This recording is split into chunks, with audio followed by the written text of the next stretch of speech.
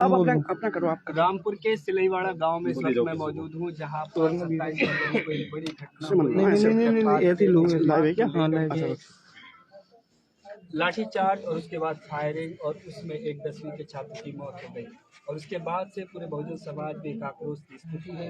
पूरे देश भर से लोग जो है इस गांव में मिलने के लिए आ रहे हैं। बहुजन समाज के सामाजिक कार्यकर्ता और राजनीति से जुड़े हुए लोग आज सिलईवाड़ा गांव में भीम सेना के प्रमुख नवाब सतपाल तंवर जी पहुंचे हैं पीड़ित परिवार से मिलने के लिए, उन्हें सांत्वना देने के लिए। हमसे बात करेंगे और इस घटनाक्रम को लेकर के वो क्या सोचते हैं और पूरे उत्तर प्रदेश में जिस तरह से बेहतर कानून व्यवस्था की बात कही जाती है उसको लेकर के सतपाल तंवर जी की क्या राय है, उन सारे मुद्दों पर हम बात करेंगे।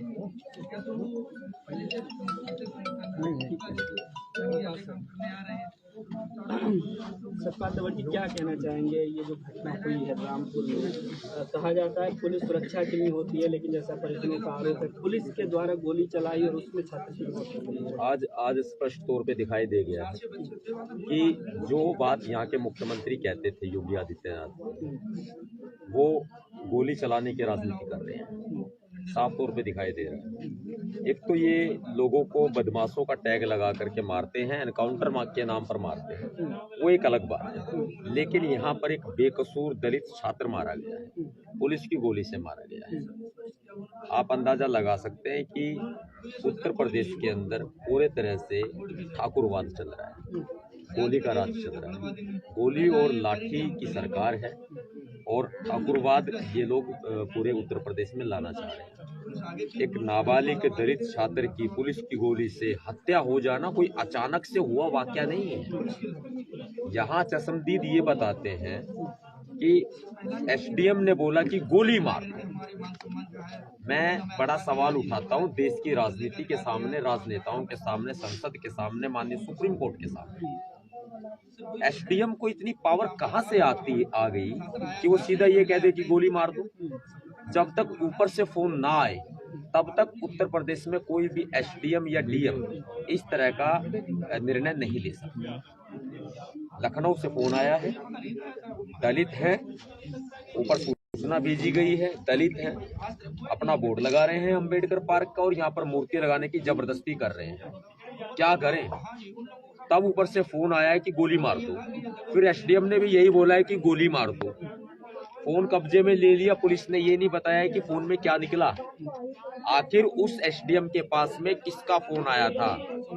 मैं सरेआम इस बात का खुलासा कर रहा हूँ, कह भी रहा हूँ कि लखनऊ से फोन आया है, गोली मार दो। एसडीएम, अन्यथा अगर मैं गलत हूँ तो ये जो पुलिस है ये एसडीएम के फोन की जांच की रिपोर्ट जो है वो जनता के सामने रखे। बिना ऊपर का फोन आए ये काम नहीं हुआ। और एसडीएम की अब तक गिरफ्तारी ना होना, सीओ की गिरफ्तारी ना होना, जो भी लायबल हैं, दोषी हैं, उनकी गिरफ्तारी ना होना स्पष्ट तौर पर दिखाता है कि कहीं ना कहीं उत्तर प्रदेश की सरकार और यहाँ रामपुर की पुलिस उन अपने भाई बंधु आरोपियों को बचाने का काम कर रही है।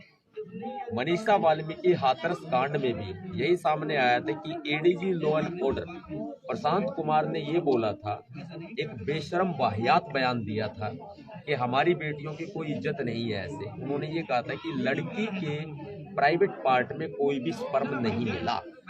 ये नेशनल मीडिया पर दी गई उनकी बाइट है और किसी ने कोई कार्रवाई उनके ऊपर नहीं की। ये बेशर्मी भरा बयान एक महिला की इज्जत को तार तार करता है। फिर बाद में आरोपी बनाया जाता है सीबीआई के द्वारा कि वो लोग आरोपी हैं और वो लोग आज भी जेल में हैं। यही होगा यहाँ पर कि पुलिस जो है वो रस्सी का सांप और सांप की रस्सी बना देगी और पूरे तरह से ये दिखा देगी कि कहीं ना कहीं लड़के ने गुस्से में आके, आवेश में आके बंदूक को छीन लिया और खुद अपने गोली मार ली।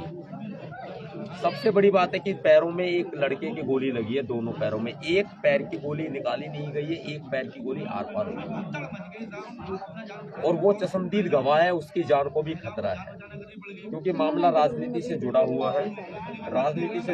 है, पूरे तरह से। लखनऊ से थोड़ी जगह कर दो ना, तभी बात चल रहा है उत्तर प्रदेश। पानी दे दियो भाई, पानी नहीं सही है। ये पानी दे दो। इसको पानी देना मैडम नहीं पानी गोली चलाई जाए, लोगों को बताया जा रहा है, गाँव के पुरुष भी नहीं थे, सिर्फ महिलाएं और बच्चे ही थे। भैया बैठ जाओ यार, सारे बैठ जाओ थोड़ा पीछे हट जाओ, पीछे आप लोग। हत्याकांड साफ तौर पे दिखाई देता है। ये लोग अगर वहाँ पर भीड़ होती तो योगी आदित्यनाथ की पुलिस पूरी भीड़ को मार देती और वो जान बचाने के लिए इधर उधर भागते, गलियों में घरों में छिपने की कोशिश करते। मैंने बताया जैसे उत्तर प्रदेश में ठाकुरवाद है, इसी तरह से ये पूरे जो गोली मारी गई है, एक बोर्ड लगाना कहाँ का गुनाह है आप ये बताओ। बाबा साहब अम्बेडकर जी का बोर्ड लगाना, तो बाबा साहब अम्बेडकर जी सबके हैं, वो देश के कानून के स्वामी हैं, संविधान के निर्माता हैं, लोकतंत्र के जनक हैं, तो वो सभी के हैं।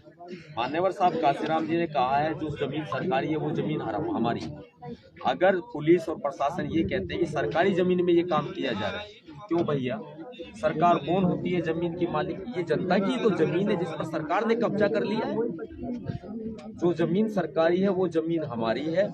मैं आपके माध्यम से स्पष्ट कर देना चाहता हूँ, उत्तर प्रदेश के अंदर हर गांव के अंदर बाबा साहब की प्रतिमा लगेगी, चाहे जमीन सरकारी हो या प्राइवेट। अगर लग रहा था प्रशासन को कि बेकानूनी तरीके से लोग कब्जा कर रहे हैं, तो वो जो केस की कॉपी होती है उसमें मुकदमा दर्ज किया जा सकता है। थोड़ा जिम खोल के जिम में रख दो, ये वाली नहीं, नीचे नीचे नीचे नीचे जो उठाओ। हाँ ये नहीं, वो जैकेट में ही, जैकेट में ऊपर से कहा गया है कि ये दलित जो है ये इसके अंदर है, जैकेट के अंदर आवेश में आ रहे हैं, अंदर भी है। हाँ ये ऊपर से ही आदेश दिया गया है। क्योंकि देखिए एक एग्जांपल मैं आपको बताता हूँ, हमारे पास में कॉल आती है, फोन आते हैं और ये बताया जाता है कि सर जैसे मेरे स्टाफ को ये बोला जाता है कि भाई हम लोग जो है बाबा साहब की प्रतिमा लगाना चाहते हैं गाँव में, तो हमारे द्वारा ये पूछा जाता है कि जमीन किसकी है, तो वो बताते हैं जमीन जो है वो 100 गज का या 50 गज का प्लॉट है, उनका खुद का है, और वो कहते हैं कि परमिशन रद्द कर दी है। भाई प्लॉट आपका, घर आपका, जगह आपकी, मालिक आप, रजिस्ट्री आपकी, पैसे आपके, ओनर आप हैं, स्वामी आप हैं, तो ये प्रशासन कौन देता है अनुमति देने वाला अपने घर में प्रतिमा लगाने की? लेकिन प्रशासन फिर भी ये कहता है योगी के आदेश पर तुम्हारे घर में भी अगर तुम प्रतिमा लगाओगे ना, किसी प्लाट में कोई पार्क बनाओगे, प्रतिमा बाबा साहब की लगाओगे, तो फिर आपको ऐसे में परमिशन लेनी पड़ेगी। क्यों परमिशन लेनी पड़ेगी? ये तो सरेआम तानाशाही, सरेआम गुंडा राज है। सुप्रीम कोर्ट इनके सामने कुछ नहीं है, हाई कोर्ट इनके सामने कुछ नहीं है, लोकतंत्र इनके सामने कुछ नहीं है।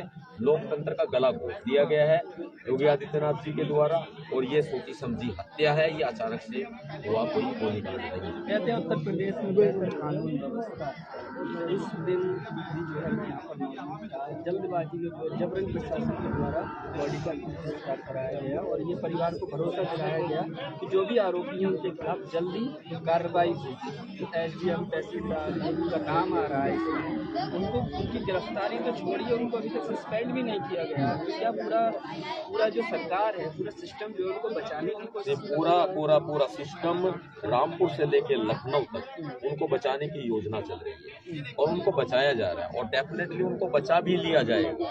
क्योंकि ये बताया जाएगा या तो गोली गलती से चली है, गलती से चलिए का मतलब गैर इरादतन हत्या होता है जिसमें सजा इतना खास